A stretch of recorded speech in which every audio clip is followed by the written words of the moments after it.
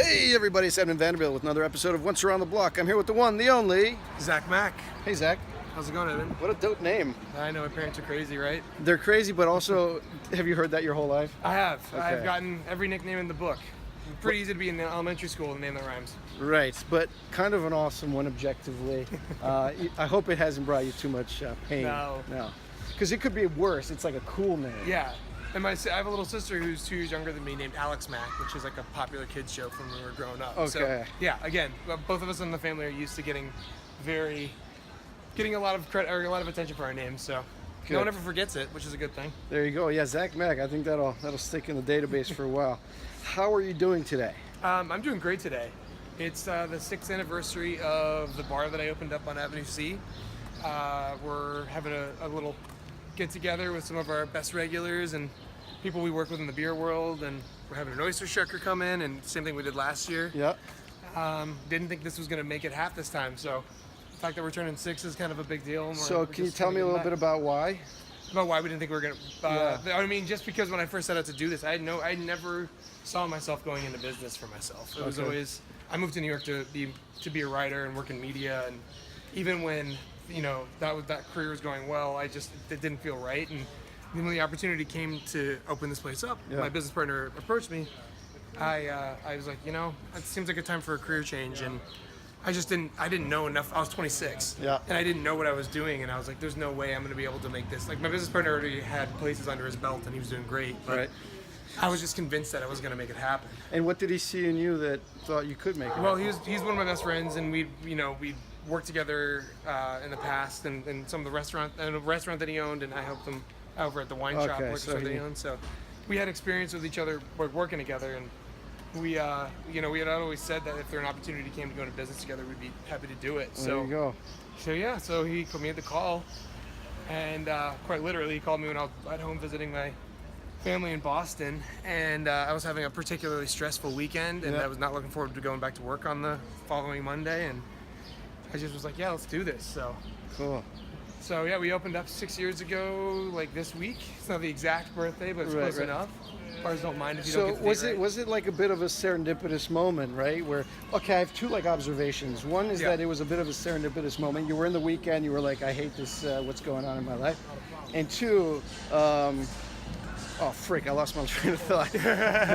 Okay, let's start with that one. It was like things just kind of fell together for you. Yeah, it was a very serendipitous, like, that moment of my life was like I said, I was unsure of where I wanted to be, but I knew I didn't want to continue down the path I was going. Oh, that's what I was going to say, is that usually you hear a lot of these stories where it's like, oh, I was doing something and then I went to writing, right? Yeah, exactly. But you kind of did the opposite. Yeah, it's funny like that. I mean, the state of the industry too, like I'm still writing now. I do freelance stuff for a bunch of different websites and publications, and it's and it's what great. kind of domain? It's almost all online now, because there's like the print domains died. It was dying before I got to No, but New I mean, York. like, what kind of subjects or websites? I'm covering a little bit of everything. These days I'm covering beer, food, wine, travel, things like that, spirits. A lot of it based around what I do on the for my daily job, my purveyor over at the beer bar that I own. But for the most part, purveyor? Yeah. No, I don't know what that means. Oh, well, like my purview, rather, I should say, not purveyor. Okay. Purview over at the wine shop. I get to taste a lot of different stuff. I'm sorry, man.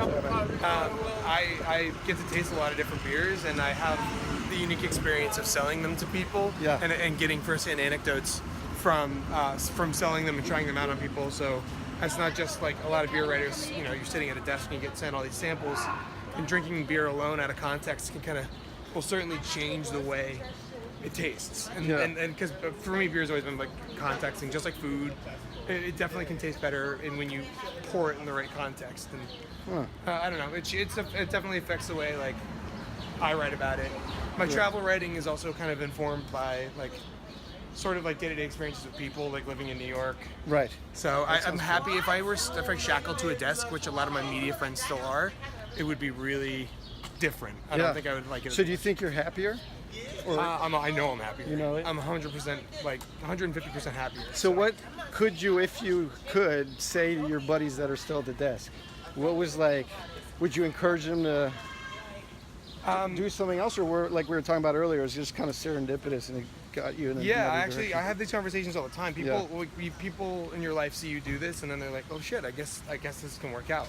So I've had, actually even yesterday, she was a former employee of mine who is like an engineer, and she's brilliant. She's a literal rocket scientist, but she doesn't like what she's doing, and she came to me yesterday and was talking about like how to further herself in this industry. She wants to jump over to beer. She's really talented, and I think she's going to do great. So a lot of times, just like in my case, like I just needed someone to tell me that it wasn't the craziest idea in the world. Right. Most of the time, if you know yourself well enough to know when it's time to walk away from desk jobs. Like, I just wasn't cut out for that kind of life, and I know most of the people in my life aren't either.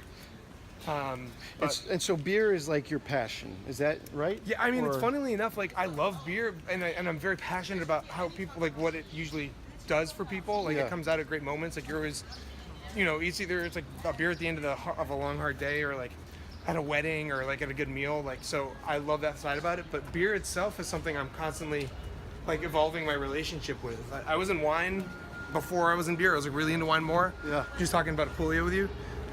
Like a lot, especially into Italian wine, because I was helping my business partner manage his Italian wine bar restaurant over on 4th Street. And there are days where I wake up and I'm more about wine that day.